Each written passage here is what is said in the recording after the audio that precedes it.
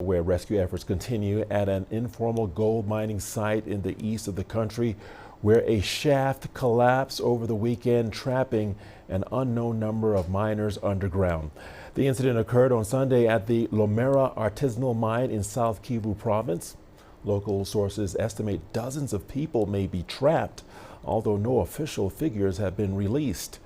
Individual shafts can accommodate more than 30 workers, including drillers and diggers. The Lomera site is a sprawl of makeshift tents, sandbags, and basic mining equipment. Local authorities have yet to release an official statement. We were working in the shaft. My friends had been in the shaft since Saturday night. On Sunday morning, we learned that the shaft had collapsed. We tried to find them, but they never returned to where we sleep. Since there were 3 of them, until now, we don't know if we'll see them again. There are shafts where 30 or 25 people enter because even the drillers and shovelers go in. So in the shaft, our friends are working with 25 drums. In our case, I can't know how many people were there because the day before yesterday, we heard screams, but we thought it was our friends panicking, as usual here at the quarry. It was only in the morning that we learned there had been a collapse. Well, our correspondent Chris Ochimuringa is following this story for us. He joins us live now from Kinshasa. Chris, welcome to the program. Thank you for joining us here on Africa Live. Chris, some reports are suggesting hundreds of miners could still be trapped in South Kivu province. What's the latest on this tragedy?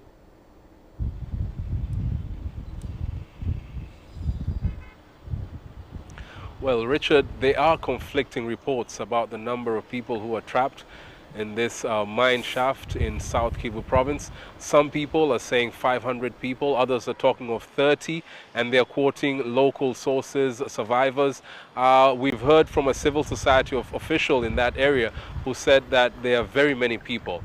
And that area, Lomera, is a village, a lakeside village in South Kivu province that is under the control of the M23 rebels. And one of the rebel leaders has refuted the number of 500. He said it's not accurate. And we have heard that he has called for a meeting with all the miners in that area, and they're trying to come up with safe ways of mining gold. Now, that village was not very well known about 2 years ago, but last December there was gold that was discovered there, and thousands of people rushed to the area to try and make a fortune.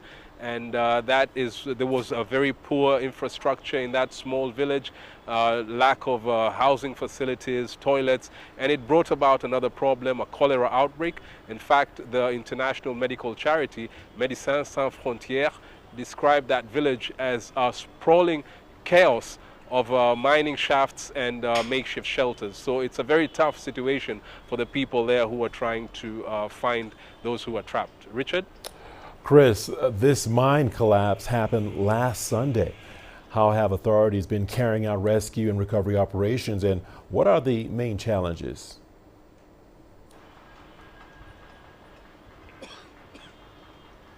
So what we have heard is that volunteers have gathered together, friends and relatives of those people who are trapped are the ones who are trying to dig and get to them and save them.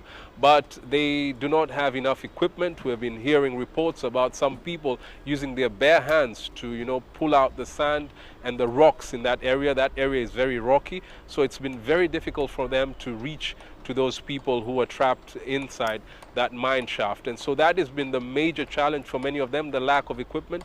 Richard, when the M23 rebels captured Bukavu in February this year, a lot of the heavy-duty machines like excavators that were stationed in Bukavu city were either looted or damaged. And so the people there are finding it very difficult to try and rescue these people. The other challenge is, of course, the fact that that area is being administered by the M23 rebels. The rebels have been formed the administrative structures, but they are primarily focused on providing security in that area, making sure the city is clean, and also collecting taxes from the people. These kind of disasters are new to them, and so it's likely to take some time before they respond to it. So people there are really struggling on their own to try and rescue the people who have been trapped.